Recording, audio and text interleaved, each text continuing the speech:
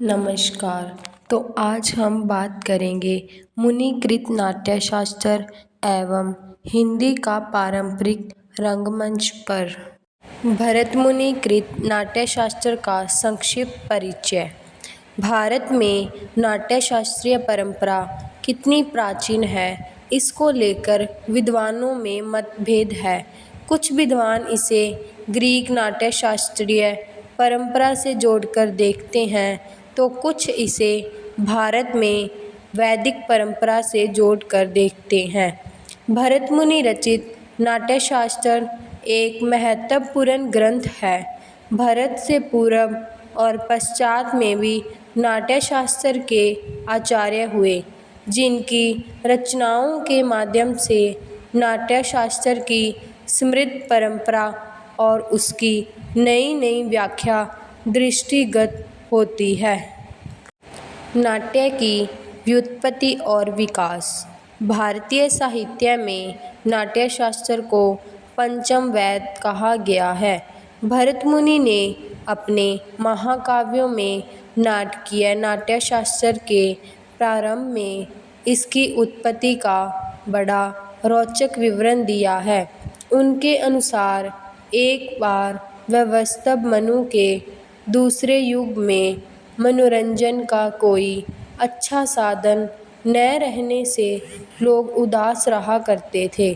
इंद्र आदि सभी देवताओं ने मिलकर ब्रह्मा जी से एक ऐसे आनंदप्रद मनोरंजन के विधान की प्रार्थना की जो सभी जातियों के लोगों के लिए समान रूप से मनोरंजक हो। भरत मुनि का नाट्यशास्त्र। भरत मुनि ने अपने नाट्यशास्त्र की रचना नटों को प्रशिक्षण देने करने के लिए की थी। नट नाटक करने वाला अभिनेता आचार्य अभिनव गुप्त का मानना है कि नाट्यशास्त्र का प्रायोगिक शास्त्र सर्वप्रथम भरत मुनि ने ब्रह्मा से सीखा। फिर उन्होंने यह शास्त्र अपने शिष्यों को सिखाया। भविष्य में नटों को लाभान्वित करने की दृष्टि से उन्होंने इस शास्त्र को ग्रंथ के रूप में निबद्ध भी किया। कालिदास, भवभूति, राजशेखर आदि नाटककारों ने भरत मुनि को एक महान नाट्य प्रयोक्ता के रूप में स्मरण किया है। नाट्यशास्त्र का महत्व। भरत मुनि के अनुसार नाट्य परंपरा का मुख्य स्रोत वेद है। नाटक का मुख्य उद्देश्य दुखी मन को शांत करना है। नाटक के उद्देश्य तक पहुँचने के लिए उसकी प्रयोग विधि के सम्यक ज्ञान की आवश्यकता है। नाट्यशास्त्र में नाटक के विभिन्न स्वरूपों का ज्ञान होता है। नाट्यशास्त्र में नाटक के भाव रस का ज्ञान होता है। नाटक की उत्पत्ति के साथ ही रंगमंच का भी आविर्भाव हुआ। रंगमंच जीवन की घटनाओं को सजीव रूप से उपस्थित करता है। दर्शक के सामने घटनाएं वास्तविक रूप से घटित होती हैं। रंगमंच के माध्यम द्वारा दर्शक की भावनाएं मुख्य रूप से उत्तेजित होती हैं और उसमें तत्संबंधी संवेदनाएं उभर कर आती हैं, जिसे भरत मुनि ने साधारीकरण कहा है, जिससे दर्शक के हृदय में रस की निष्पत्ति होती है। नेमिचंद्र जैन ने लिखा है कि रंगमंच कलात्मक अभिव्यक्ति का एक ऐसा माध्यम है जिसमें मनोरंजन का अंश अन्य कलाओं की तुलना में अपेक्षाकृत सबसे अधिक है। रंगमंच पर प्रदर्शित नाटक दर्शक का मनोरंजन करके ही संपूर्ण और सफल होता है और अपना उद्देश्य पूरा करता है। पारंपरिक रंगमंच का उद्भव और विकास। जनता के द्वारा आनंद और उल्लास की सामूहिक अभिव्यक्ति के लिए समाज में जो रूढ़ियाँ धार्मिक अनुष्ठान, लोक कथाएं प्रचलित हैं। इन्हें लोक परंपरा या पारंपरिक रंगमंच के रूप में जाना जाता है। पारंपरिक रंगमंच में एक तरह की अनपढ़पन होता है, जिस कारण इसको नियमित नाटकों की धारा से अलग माना जाता है।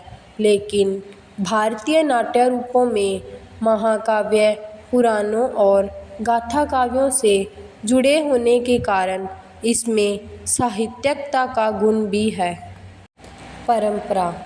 वैदिक साहित्य में नाटक का अस्तित्व एक स्वतंत्र विधा के रूप में नहीं मिलता, लेकिन ऋग्वेद में कुछ संवाद सूत्र ऐसे हैं। यहाँ कथानक एवं नाटकीय कुशलता की कुछ झलक मिलती है, जैसे पूर्वा उर्वशी संवाद, यमयमी संवाद, विश्वामित्र और नदी संवाद, लोपामुद्रा संवाद। रामायण और महाभारत दोनों में नाट्य प्रदर्शन की झलक मिलती है। पतंजलि के महाभाष्य में कंस वध एवं बलि वध नामक दो प्रदर्शन मिलते हैं। रास की परंपरा। भगवान कृष्ण की लीलाओं का गान और रास नृत्य पहले से प्रचलन में था। इसके साथ ही चरित्र अभिनय की संकल्पना बीच में जुड़ गई। रासलीला में अभिनय, संवाद, नृत्य एवं भाषा गीतों से संपन्न पद्धति की शुरुआत हुई। पारंपरिक रंगमंच की सामान्य प्रवृत्तियाँ। नंबर 1, कथानक और विषय वस्तु। नंबर 2, संवाद। नंबर 3, भाषा। नंबर 4, संगीत। नंबर 5, नृत्य। नंबर 6, पात्र। नंबर 7, चरित्र। नंबर 8, मंच विधान। नंबर 9, रूप सज्जा और नंबर 10, वेशभूषा। कथानक और विषय वस्तु। पारंपरिक रंगमंच में मुख्यतः 3 प्रकार की कथा वस्तु मिलती है। नंबर 1, पौराणिक कथा या पात्र। नंबर 2, सामाजिक और आर्थिक परिस्थितियों की प्रतिक्रिया स्वरूप यथार्थ जीवन। नंबर 3, प्रेम और शौर्य के आख्यान। धार्मिक नाटक में पौराणिक कथानकों का प्रयोग होता है, जैसे रामचरितमानस, कृष्ण कथा, सत्य हरिश्चंद्र, प्रहलाद चरित्र आदि में। संवाद। किसी भी नाटक में उसके संवाद उसके प्राण होते हैं। पारंपरिक नाट्य रूपों में संवादों का स्वरूप उसके पात्रों का परिचय देने और दृश्य का वर्णन करने के लिए होता था। बहुत से पात्र रंगमंच से बाहर घटी घटनाओं का परिचय देते हैं। संवाद पद्य और गद्य दोनों में ही होते हैं। संवाद लोकगीतों की धुनों में भी होते हैं। भाषा। नाटक में भाषा शैली का बहुत महत्व है। पारंपरिक नाट्य रूपों में क्षेत्रीय भाषा का प्रयोग होता था। किस नाटक की भाषा शैली पर ही नाटक की सफलता निर्भर करती है। भाषा शैली ही नाटक को प्रभावशाली बनाती है। संगीत। पारंपरिक रंगमंच में गीत संगीत भाव प्रकट करने का मुख्य साधन थे। गद्य संवादों का प्रयोग तो होता है, परंतु संवाद एवं गीतों की प्रधानता होती है। संगीत सभी पारंपरिक नाट्य रूपों का एक मुख्य अंग होता है। अधिकतर संगीत राग अनुबंध होते हैं।